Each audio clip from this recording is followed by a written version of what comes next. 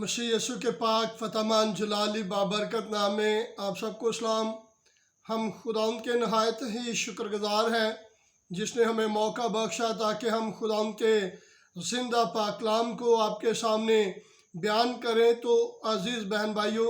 अगर आपने अभी तक हमारे चैनल को सब्सक्राइब नहीं किया तो बराए मेहरबानी करके कर लीजिए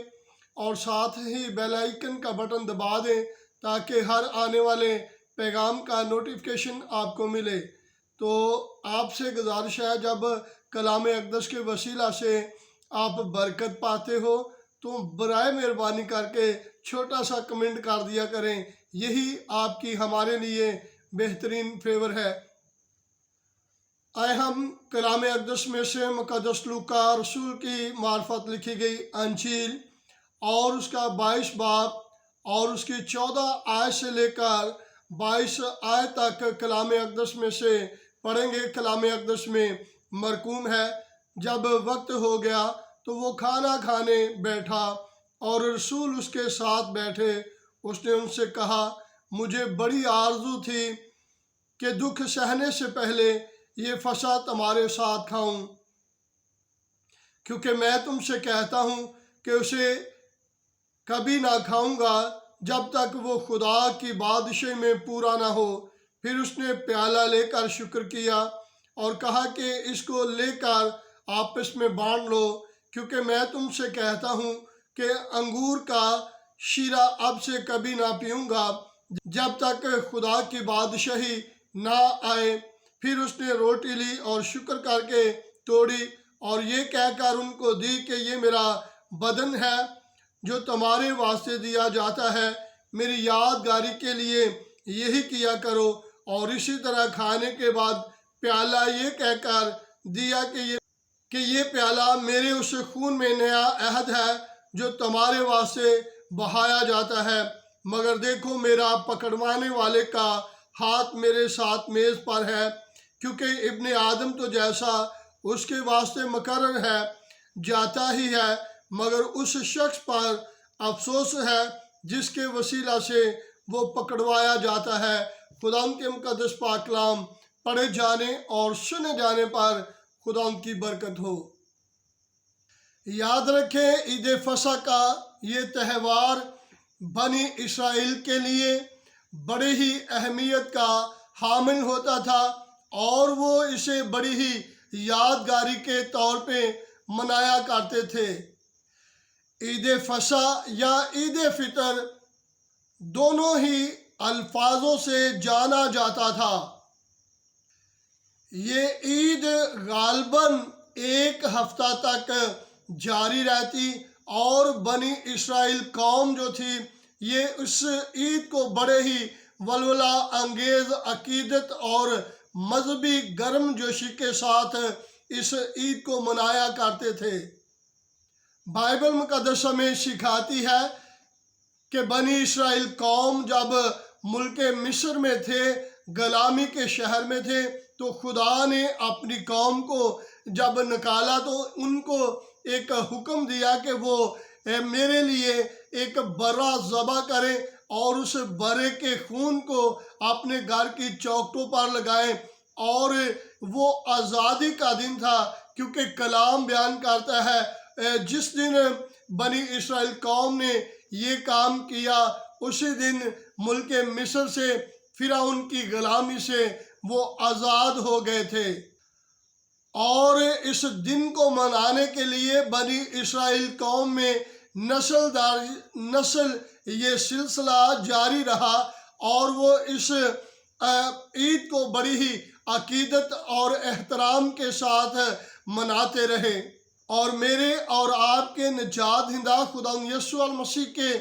ज़माना में भी इस ईद को मनाया जा रहा था। और खुदा यसु मसीह अपने दिल की ख्वाहिश अपने शागिर्दों के साथ बयान करते हैं और फरमाते हैं, कहते हैं कि मेरी बड़ी ख्वाहिश थी कि दुख सहने से पहले मैं आखिरी फसह तुम्हारे साथ खाऊं। और खुदा यसु मसीह ने अपने शागिर्दों को पतरस और यूहन्ना को कहा कि जब तुम शहर में जाओ तो तुम्हें एक शख्स मिलेगा جو پانی کا گڑھا لیے ہوئے جا رہا ہوگا، تو جس گھر میں وہ داخل ہو تو وہاں جا کر اس گھر کے مالک سے کہنا کہ خداوند کہتا ہے میرا وقت قریب ہے اور میں اپنے شاگردوں کے ساتھ بیٹھ کر فسح کھانا چاہتا ہوں، تو میرے لیے وہ بالا کھانا کہاں ہے جہاں میں اپنے شاگردوں کے ساتھ بیٹھ کر فسح کھاؤں؟ تو کلام بیان کرتا ہے جیسے ہی وہ شاگرد گئے تو اس شخص نے اپنے گھر کا بالا خانہ انہیں دکھایا اور وقف کر دیا خدا یسوع المسیح کے لیے، اور پھر شاگردوں نے وہاں خدا یسوع المسیح کے لیے فسح کو تیار کیا۔ اور جب کلام بیان کرتا ہے جب شاگرد بیٹھے ہوئے تھے، بائبل مقدس ہمیں سکھاتی ہے کہ میرے اور آپ کے نجات دہندہ خدا یسوع المسیح نے پھر اس نے روٹی لی اور شکر کر کے توڑی اور یہ کہہ کر ان کو دی کہ یہ میرا بدن ہے جو تمہارے واسطے دیا جاتا ہے، میری یادگاری کے لیے یہی کیا کرو۔ اور اس کے بعد اس نے پیالہ لیا جس میں انگوروں کا رس تھا، اور اس پیالے کو لے کر کلام اقدس میں لکھا ہے اور اسی طرح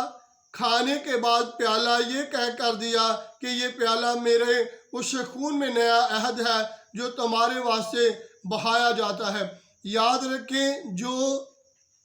فسح بنی اسرائیل قوم عید فسح منا رہے تھے اور وہ اپنے اپنے برے کو ذبح کر کے اس کے خون کو اپنے گھر کی چوکھٹ پہ لگا رہے تھے، اسی طرح جب وہ اس برے کو ذبح کرنے کے بعد اس قربانی کے خون کو لگا رہے تھے تو کلام ہمیں سکھاتا ہے عین اسی وقت میرے اور آپ کے نجات دہندہ اس فسح کو کھا رہے تھے اور اپنے شاگردوں کو دے رہے تھے، اور وہاں پہ بنی اسرائیل قوم جو تھی غلامی سے آزاد ہو رہے تھے، اور یہاں پہ میرے اور آپ کے نجات دہندہ خدا یسوع المسیح اپنے شاگردوں کو اور اپنے لوگوں کو اور جو انجیل پر ایمان رکھنے والے لوگ ہیں ان کو ہمیشہ کے لیے گناہ سے آزاد کروا رہی تھی۔ بائبل مقدس ہمیں سکھاتی ہے میرے اور آپ کے نجات دہندہ خدا یسوع المسیح نے اپنے شاگردوں کو بتلایا، فرمایا کہ میری یادگاری کے لیے یہی کیا کرو۔ میرے اور آپ کے نجات دہندہ خدا یسوع المسیح اس یادگاری کو اس لیے جاری رکھنا چاہتے تھے تاکہ اس کے لوگوں کے دلوں میں اس بات کا ہمیشہ سے ہمیشہ تک اس بات پر ایمان رہے کہ خدا یسوع المسیح کی قربانی رائے گاہ نہیں گئی، بلکہ مسیح کے مار کھانے کے وسیلہ سے ہم نے نجات پائی ہے، مخلصی پائی ہے۔ اور اسی لیے پوری دنیا میں مسیحی لوگ اس پاک سیکرامنٹ میں، اس پاک رسومات میں، اس پاک عبادت میں، یادگاری کی عبادت میں شریک ہوتے ہیں اور اس بات کی یادگاری کو مناتے ہیں کہ خدا یسوع المسیح نے ہمارے گناہوں کے لیے فدیہ دیا ہے۔ جب کوئی بھی ایماندار خدا کی اس یادگاری کی عبادت میں شریک ہوتا ہے تو وہ ہمیشہ یاد رکھتا ہے یا اس کے اندر یہ یاد تازہ ہو جاتی ہے کہ مسیح یسوع کی جو عظیم قربانی تھی جس کے وسیلہ سے بنی نوع انسان کو گناہوں سے رہائی ملی ہے، وہ اس پاک سیکرامنٹ میں، پاک عبادت میں شریک ہو کر اس یاد کو تازہ کرتا ہے کہ مسیح کی قربانی رائے گاہ نہیں گئی۔ یاد رکھیں یہ خدا کا جو عہد ہے، نیا عہد ہے، یہ ابد تک قائم رہے گا۔ یاد رکھیں یہ عہد جو خدا نے بنی اسرائیل کے ساتھ باندھا تھا، وہ عہد یہ تھا کہ وہ لوگ قربانیاں گزرانتے اور ان قربانیوں کے وسیلہ سے، جانوروں کی قربانیوں کے وسیلہ سے بنی اسرائیل کے دل میں یہ بات آتی کہ خدا ہمارے گناہوں کو معاف کرنے کی قدرت رکھتا ہے۔